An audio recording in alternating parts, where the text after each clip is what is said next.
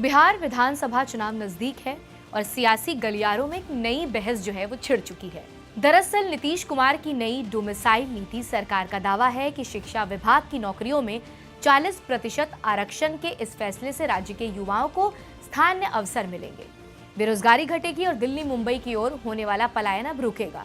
सुनने में सपना बड़ा खूबसूरत है, अपनों को अपना हक, लेकिन जमीनी सवाल अलग है।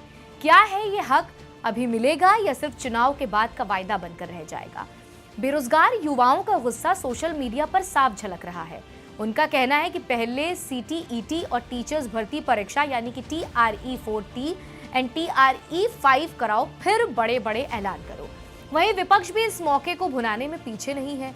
तेजस्वी यादव पहले ही घोषणा कर चुके हैं कि अगर उनकी सरकार आई तो सभी नौकरियों में 100% डोमिसाइल लागू करेंगे, जबकि प्रशांत किशोर इस मुद्दे को गांव-गांव ले जाकर युवाओं को उकसा रहे हैं। सियासी पंडितों का मानना है कि नीतीश कुमार का ये दाव सीधा युवा और उनके परिवार के वोट बैंक पर निशाना है, लेकिन इसमें रिस्क भी बड़ा है। अगर भर्ती परीक्षाओं की पेंडिंग मामला हल नहीं हुआ तो ये नीति लोकल हक के बजाय केवल गुस्सा बन सकती है। एक तरफ उम्मीदें हैं, दूसरी तरफ संदेह, और बीच में है चुनावी माहौल का वो रोमांच जिसमें बिहार की राजनीति हमेशा से मास्टर रही। इस बार देखना यह है कि डोमिसाइल पॉलिसी बिहार के युवाओं के लिए पंख बनती है या सिर्फ चुनावी पोस्टरों का स्लोगन।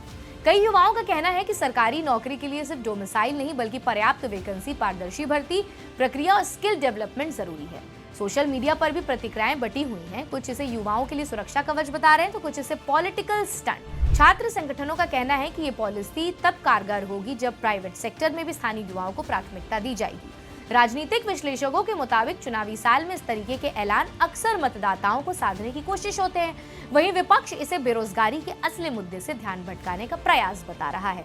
फिलहाल बिहार के युवा इंतजार कर रहे हैं कि ये पॉलिसी सिर्फ कागज पर होगी या सच में उनके भविष्य का नक्शा बदलेगी।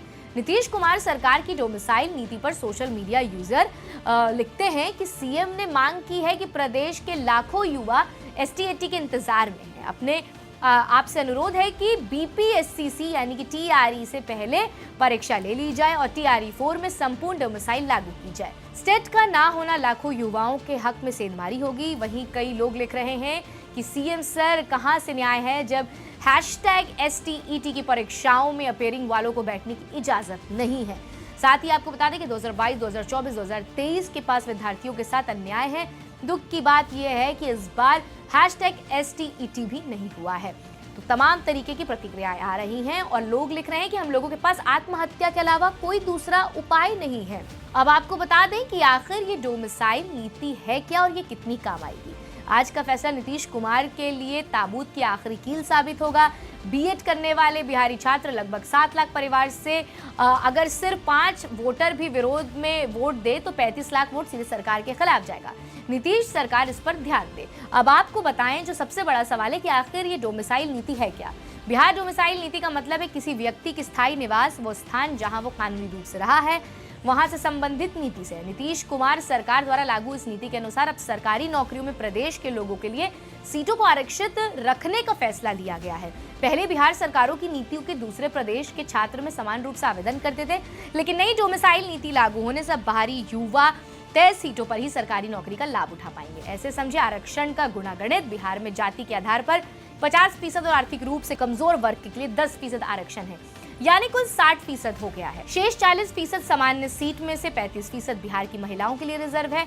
अब नियमावली में संशोधन कर 40% सामान्य सीटों के बचे हैं। 65% सीटों में से 40% आरक्षित कर दी गई है। ऐसे में 40% सामान्य सीटों में से 15% सीटें बच जाएंगी। इन पर बिहार और दूसरे राज्य के समान वर्ग के अभ्यर्थी आवेदन कर सकेंगे। डोमिसाइल नीति का किस किस को मिलेगा लाभ, ये सबसे बड़ा सवाल है। बिहार के शिक्षा विभाग में 40% डोमिसाइल नीति लागू कर दी गई है, तो इसका असर होगा ये समझना जरूरी है। अब इससे बिहार के 85 से 86% युवाओं के लिए शिक्षा विभाग में नौकरी आरक्षित हो गई है। जिन अभ्यर्थियों को मैट्रिक और इंटरमीडिएट का सर्टिफिकेट बिहार का होगा उसी को ये लाभ मिलेगा। इसमें बाहर के राज्यों के जिन्होंने बिहार को ही मैट्रिक और इंटरमीडिएट की शिक्षा ली है उन्हें भी ये लाभ मिल जाएगा।